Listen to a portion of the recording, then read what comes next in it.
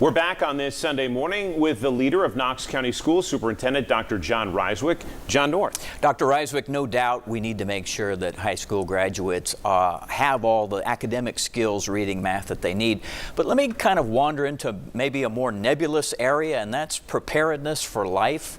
I hate to sound like the cranky old guy in the balcony, but these days, anecdotally, I sometimes wonder, not just graduates from high school, but college, if they really understand what the real world is about, and that there are sharp elbows out there, and that you just need to be a little bit tough. Do you know what I'm saying?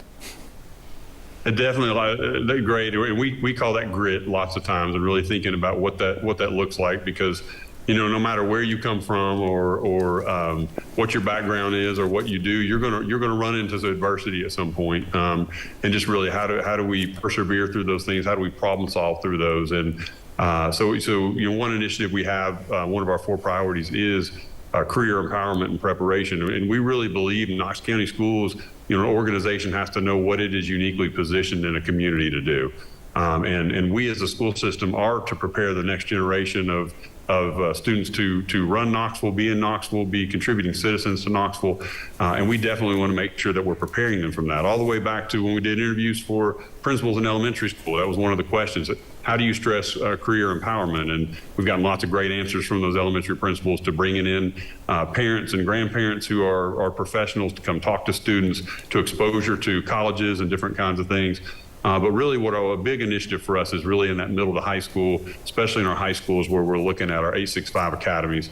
And so really within those, I'll get into some of those in a minute, but the real concept behind that is trying to make a big high school feel small so that you have adults around you that are challenging you, that know you. But one of the big kind of systems outcomes are that we want every one of our high schools to have both a robust advanced academics program. That could be advanced placement, that could be IB, that could be dual enrollment programs, alongside with an advanced career and tech education program. And the reason we believe in both of those is, you have to have the theory and you have to have the knowledge that you get in your academic classrooms, but we believe that career and tech education also provides an experiential kind of learning that I think you're referring to, which is how do you work with a local business? How do you serve in an intern type of job? How do you sometimes, work is work, no matter how great our job is at some points, but how do you feel that, see that, show up every day, have responsibility, work collaborative with other folks to get things solved and move forward.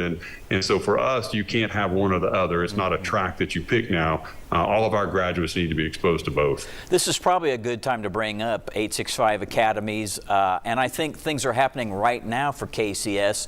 You all are partnering with, I think it's Ford Next Gen, and you're focusing on, what is it, 7 high schools right now and going to start like a freshman academy or something?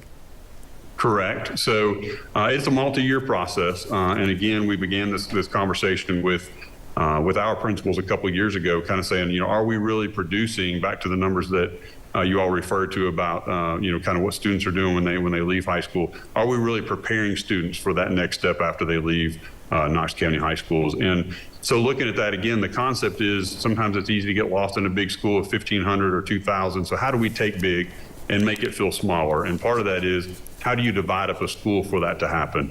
And that begins in that freshman year. So 7 of our high schools stepped out and volunteered to be the pioneers on this journey. And the first step of that is creating a freshman academy. We see this idea of kind of teaming teachers more in our middle and elementary schools. And it's really, sometimes we get to high school, we can kind of be very content focused and not as student centered around that, teams of teachers coming around. So that's really what this does. In the freshman academy, instead of having a science wing or a math wing, you have teachers in a hallway, social studies teacher by the math teacher, by the science teacher, by the English teacher, and they're in that hall. You have an assigned assistant principal, you have an assigned school counselor, in some cases a social worker, and it really is a challenge of that number of kids. Say a freshman class has 400 kids, those adults coming around those students, holding high academic expectations for them every day, high behavioral expectations for them every day, but really working as a team to meet the needs of those students. And what we're seeing already in the first couple of weeks of those 7 schools is they'll take 1 week where their teachers will plan and work on kind of their content and exposure, sometimes cross-curricular, where 2 subjects will come together and put together like a project-based kind of lesson. But we're also seeing on the next week that they come around and they talk about individual students. What teacher, what adult has that relationship with a student? If they're having a bad day, they can pull them out get them ready again, send them back to the classroom to learn. Also, what challenges might they be having? What's their home life like? What are they seeing in their characteristics that they kind of have during the day where we might need to bring some interventions in? So it's kind of a situation where we do both.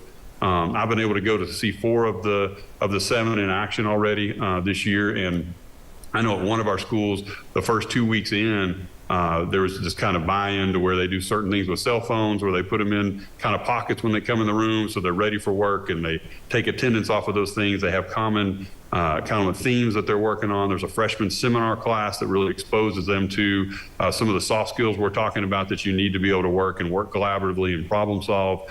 And in this one school that had more discipline in the past, this is kind of a nice side thing from that. They'd had 1 student referral in 2 weeks.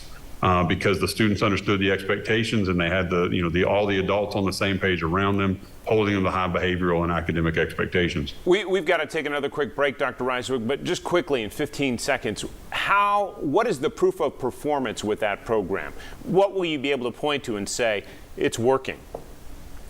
So I think you're going to look at some of the hard data around graduation rates. You're going to look at things like industry certifications that have been gained. You can look at things like GPAs.